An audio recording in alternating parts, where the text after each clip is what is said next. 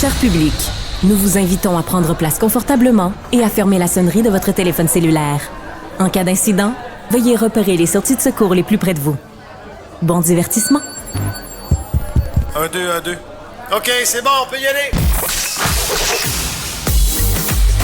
Sophie Durocher.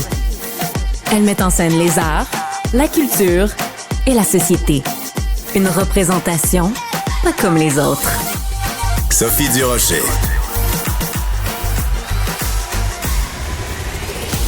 Bonjour tout le monde, j'espère que vous allez bien. Écoutez, moi, des fois, là, je me promène évidemment sur plein de sites. Des fois, il y a des histoires, tu te dis, ben voyons donc, comment ça fait que ça arrive encore, ces affaires-là, en 2025? Dans quelques instants, on va parler à Marie-Christine Proulx, que vous connaissez bien, qui est donc animatrice, qui est aussi maintenant auteure de livres pour enfants. Ben, elle est en plein milieu d'un tsunami de haine. Bonjour, Cybèle Olivier. Allô, Sophie. Écoute, moi, je capote ma vie quand des gens... la quantité de gens qui n'ont pas de vie, Hey, mais c'est cachés derrière leur clavier, ils n'ont rien d'autre à faire que de dire « Non, mais t'as des grosses dents. Ah, mais j'aime pas ce que t'as écrit, j'aime pas ce que t'as aucune dit. » profondeur dans les commentaires. Je veux dire, je veux pas vendre le punch, là, mais Non. c'est frustrant. J'ai hâte de vous entendre. Écrivez-moi pour réagir, vous aussi, quand vous allez les entendre, ces commentaires-là. Niaiseux. Niaiseux. J'aime ça comment tu dis niaiseux. Merci, Cybèle.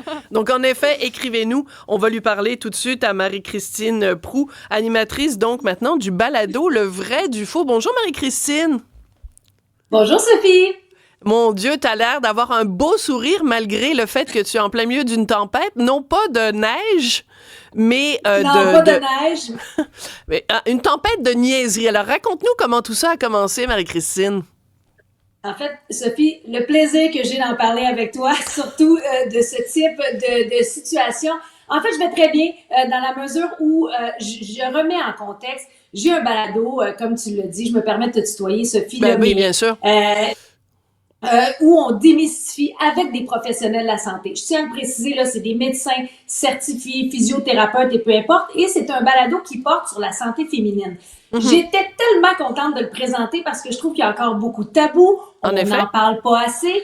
Et hier, j'ai eu la preuve, encore une fois, que on connaît la raison maintenant pourquoi c'est tabou.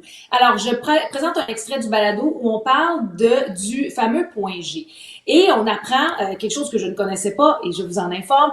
Le fameux point G s'atrophie en vieillissant et il y a moyen de le restimuler avec de la médico-esthétique. Donc, c'est ce que Dr Caron nous explique dans l'entretien que j'ai avec elle. Et en me levant le matin, je vois beaucoup de notifications sur mon téléphone, mais je me dis, mais voyons, qu'est-ce qui se passe? Et je regarde l'extrait comme tel. Je suis à 100 000 vues. Je me dis, mais voyons, qu'est-ce qui s'est passé pour un balado qui part quand même? C'était beaucoup de vues. Et quand je me suis mis, Sophie, à lire les commentaires, j'ai eu une claque en pleine face. Puis je vais vous expliquer pourquoi. 90% des commentaires venaient des hommes. Incroyable. Et c'était à coup de crise de folle, hostie de niaiseuse, vous êtes une gang de matantes. Et sur le coup, tu te dis, mais un instant, est-ce qu'on a regardé le même extrait? Ici, on parle de quelque chose qui, à ce jour, je ne crois pas que vous avez, messieurs, un point G, premièrement. Et deuxièmement, en quoi ça vous concerne? On n'est pas allé en disant, faites-vous injecter le point G, c'est important. On n'est pas allé là du tout. On informe sur ce qui peut faire du bien aux femmes.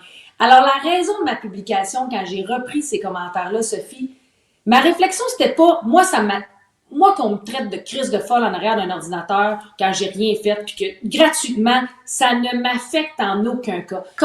Je trouve ça dommage, t'es encore en 2005, puis tu l'as dit d'entrée de jeu, on soit encore là. Qu'il y a des hommes qui se permettent de dire des commentaires gratuits et d'une violence, là, disons-le. Ah oui, très violent. C'est quand même, tu sais, je veux dire, moi, j'ai des enfants à côté de moi qui ont vu ça, tu sais, il y a tout cet aspect-là que les gens oublient. Et pour un sujet qui, oui, est anodin, comme tu as dit d'entrée de jeu, mais en même temps qui parle de la santé des femmes, puis on se demande encore pourquoi aujourd'hui c'est tabou. Pour Voilà. ces raisons-là. Ben pour oui. ces raisons-là. Mais moi, j'étais Et c'est ça qui me contente. dérange là. Ouais, moi j'étais contente que tu abordes ces questions-là parce que moi je ne savais pas qu'on pouvait se faire injecter dans le point G. Je dis pas que je vais le faire à un moment donné parce que pour l'instant mon point G va bien. Je suis contente de vous l'annoncer. Mon point G on est content pour toi. Ouais, mon point R prend très bien soin de mon petit point G. Mais je savais pas qu'on pouvait se faire injecter et surtout je savais pas que ça s'atrophiait avec l'âge. Alors je veux qu'on écoute un petit extrait de ton balado pour que les gens sachent exactement de quoi il s'agit.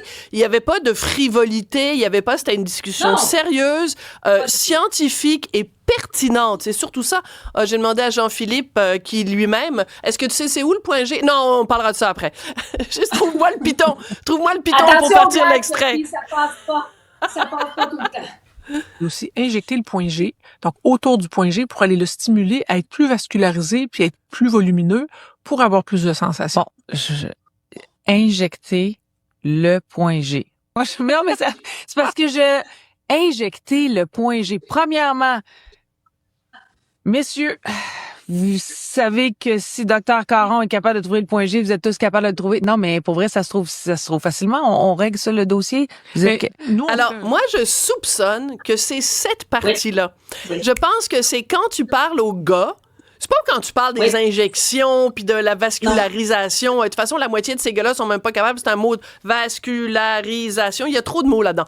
Il y a trop de lettres. C'est quand tu te tournes vers la caméra puis tu dis aux gars, si elle est capable, vous êtes capable. Et ça, ils se sentent atteints dans leur virilité, les gars. Exactement. Puis Sophie, tu sais, les commentaires se poursuivent là aujourd'hui là. Encore? Et il y a quelqu'un qui complètement. C'est ça c'est les points me serrent là en ce moment, mais c'est là que tu dis ils ont rien compris. Ils ont rien compris. J'ai arrêté de répondre, cela dit, parce que à un moment donné, ça dégénère, puis moi je vais pas là, j'ai pas de ce temps à perdre. Mais il y a un commentaire ce matin qui est allé d'une insulte et encore une autre insulte et j'ai juste répondu sincèrement, je sais pas à quel point ça vous fait du bien et lui de me répondre tu nous insultes aussi en disant qu'on n'est pas capable de trouver le point G. Et j'ai fait voilà. Et pourtant, c'était, tu sais, cette blague est tellement facile à aller, puis on le dit de façon très anodine.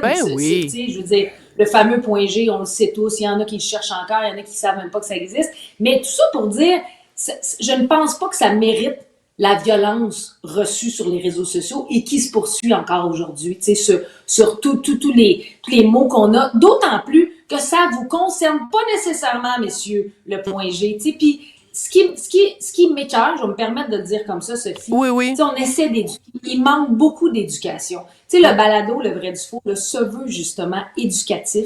On défait les tabous, on informe les gens sur différents sujets. Il y en a qui vont dire que ça te tente de retourner un peu dans ce type de sujet ou au contraire, ça te barre. Mais ça me barre pas. Au contraire, ça me donne encore plus le goût. Bon, ben bravo. Les gens ont besoin d'être éduqués. Puis on va en parler de la santé masculine éventuellement parce que ça demeure un sujet intéressant. Mais je pense pas qu'il y a aucune fille qui va se permettre de dire « Oh, c'est-tu gros cave? Pourquoi? » Non, mais c'est pas mon langage. Je m'en excuse, mais... Ben non, mais tu reprends ce que les gens te disent. Ouais, mais je trouve ça un peu décourageant, cette espèce de violence gratuite en arrière d'un écran. Et il y a des gens qui ont quand même poursuivi dans la discussion, puis qui ont continué à m'insulter. Mais c'est correct, là, je veux dire, tu as le droit à ton opinion. Puis si tu penses que tu vas te coucher plus viril, ben tant mieux pour toi. Là. Je suis rendue là. Mais moi, je me pose une question très sincère, Marie-Christine, puis Cybèle aussi. Un gars qui se sent atteint dans sa virilité, pas à cause de quelque chose que sa femme a dit, à cause de quelque chose qu'une animatrice qu'il a jamais rencontrée de sa vie dit sur un balado qui est diffusé sur Internet, ça le fait réagir comme ça, avec une violence comme ça. Imagine le matin quand sa femme lui apporte des toasts, puis les toasts sont froides. Qu'est-ce qu'il fait à sa femme, ce gars-là? Non, mais sincèrement, je me pose la question. Mais tu comprends ce que je veux dire? Si t'as une violence comme ça envers les femmes, elle s'exprime comment par rapport à ta femme à toi? Sophie, c'est drôle que tu amènes ce point-là parce que hier, il y a quelqu'un qui m'a écrit, il dit « Marie, es-tu allée voir les photos, la face du monde? » Tu sais, c'était des gens de quel âge? Au début, je me suis pas attardée, mais hier soir, en me couchant, je suis allée voir. Et j'ai eu la réflexion, il y a un homme, entre autres, qui est comme ça avec sa femme en photo de profil, puis je me suis dit, sa femme à côté, comment elle réagit, elle, de un, parce que, et non seulement ça, je vais aller plus loin que ça, Sophie. si cet homme-là ou les hommes qui ont écrit ont des enfants et qui ont des filles et qui se disent, si toi, ta fille un jour se faisait insulter de cette façon-là, comment tu réagirais? Que ta fille se passe dire, t'es une crise de folle. Hey, j'aime pas ça parler de même, c'est pas Non, dans mon je langage, sais. mais tu te dis à quel point ce que tu fais, tu démontres ça, mais je comprends comment il réagit à côté de la femme, qui a un côté très violence psychologique là-dedans. Il y a Ben tout oui. ça. Tu sais, je veux pas rentrer là-dedans parce que je connais pas ces individus-là, mais si tu es capable derrière ton ordinateur à quelqu'un que tu ne connais pas dans ton quotidien, je serais curieuse de voir comment tu réagis. Ben oui, tout à fait. Mais parce que ça dénote quand même quelque chose. Puis il y a beaucoup de gens, les spécialistes n'arrêtent pas de nous dire, c'est pendant la pandémie, il y a eu beaucoup d'isolement. Puis là, les gens, il y a eu beaucoup de problèmes de santé mentale à cause de la pandémie. Moi, je suis tannée de ça, Marie-Christine. Je suis tannée de me faire moi servir aussi. cet argument-là de dire, les pauvres petits minous, ils ont beaucoup souffert pendant la pandémie. On n'est pas devenus tous des cinglés violents pendant la pandémie.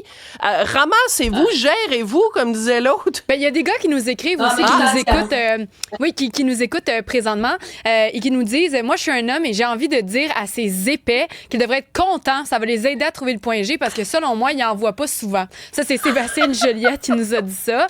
Il y a JC qui nous a dit, my God, les boys, comment on a un peu de classe et de fierté. Ça fait dur comme attitude et commentaire. Un autre qui vient de rentrer en même temps, qui nous dit sensiblement la même chose. Donc, vraiment, il y a quand même des hommes qui doivent se dire, hey, c'est eux les caves. Là. Mais c'est ça, il faut pas mettre tous les hommes dans le même, pas du tout. Mais il y a des hommes de Cro-Magnon. Ben oui, je le sais, ma belle. J'ai reçu plein de messages aussi d'hommes qui disaient, mon Dieu, si je pouvais changer de sexe, je changerais de sexe, là, j'ai honte un peu. C'est quelques cas isolés, mais je me suis questionnée, est-ce que je le fais, est-ce que je le monte, est-ce que, tu sais, il y a plein de monde qui m'ont dit, pourquoi tu montes pas leur nom? J'ai pas envie d'aller là, tu sais, c'est pas, le but, c'est pas de polariser, mais il reste qu'il y a quand même une problématique. Et hier, Sophie, j'ai parlé avec une psychologue, parce que je me suis dit, est-ce que je récupère ça? En faisant un balado, tu sais, mes balados sortent tous les vendredis, je me suis dit, je pense que je vais changer. Et j'aimerais avoir le regard d'une sexologue et d'une psychologue qui m'explique pourquoi on est là, pourquoi la santé des femmes fait tout le temps jaser de cette façon-là, mais on m'expliquait que souvent, derrière ce genre de commentaires-là, se cache justement une frustration sexuelle. Là, je suis pas une spécialiste, là, je répète ce qu'on m'a dit, mais il y a tout cet aspect-là. Et il y a quelque chose de triste dans tout ça. Tu sais, oui, c'est violent, mais à quelque part, il y a une problématique où les gens, tu te dis, mon Dieu, il y a quelque chose qui marche pas, qui ne va pas bien. Voilà. Ouais. Et écoute, moi, je trouve que tu as bien fait et je te félicite. Après, montrer les noms, pas montrer les noms, ça nous appartient. Mais le fait d'avoir mis les projecteurs là-dessus, parce que des fois, on peut aussi, en tant que personnalité publique, on reçoit. Puis à un moment donné, on a l'impression qu'on est tout seul. Mais le fait que tu aies fait des captures d'écran, que tu les aies partagées, ça fait en sorte que tu te sentes moins seul. Regarde, aujourd'hui, je te parle, il y a des articles dans les journaux et tout. Donc, ça fait en sorte que t'es pas isolé à recevoir de la haine. Parce qu'à force de recevoir de la haine, ça peut nous affecter aussi entre les deux oreilles. Écoute, je peux pas te laisser aller sans te parler de ton livre, parce que t'écris des livres maintenant. Un livre pour enfants. Attends, parce que j'essaie de trouver le titre, mais tu vas me le dire, évidemment. Incroyable Marine, en fait. Oui. Sophie, c'est super gentil d'en parler. En fait, c'est une série de livres qui aborde les thèmes des enfants. Les sujets des enfants au primaire. Donc, c'est pour les premiers lecteurs. Mais, tu sais, on aborde l'anxiété de performance, la gestion de la colère, la différence aussi. Il y en a un qui est sorti dernièrement sur la différence. Et c'est des petites histoires, mais qui ont une petite morale à la fin. Puis je trouve que pour les professeurs, parce que les livres commencent à entrer beaucoup dans les écoles, ça devient un outil pour ouvrir la discussion sur les jeunes. Puis celui que vous voyez présentement, on a fait un recueil des 5 premiers, mais c'est vraiment, tu sais, quand on m'a offert cette belle opportunité de me lancer dans les livres, je me suis dit, mon Dieu, de quoi je parle? Puis j'ai regardé mes enfants, puis je me suis dit, les jeunes d'aujourd'hui, tu sais, je lisais encore les Disney à mes enfants, je me disais, ouais, faudrait parler de leurs enjeux à eux, qui ont beaucoup plus que nous, on en avait à l'époque, je trouve. Donc, c'est un peu ça la lignée de l'incroyable Marine, mais c'est gentil d'en parler, je l'apprécie. Je trouve que ça a sa raison d'être aussi. Absolument, et peut-être un jour, en effet, un livre pour les tout-petits, pour leur apprendre à ne pas utiliser des mots comme crise de folle quand on s'adresse à quelqu'un qu'on ne connaît ni d'Ève ni d'Adam. Merci beaucoup et bon point G à tout le monde.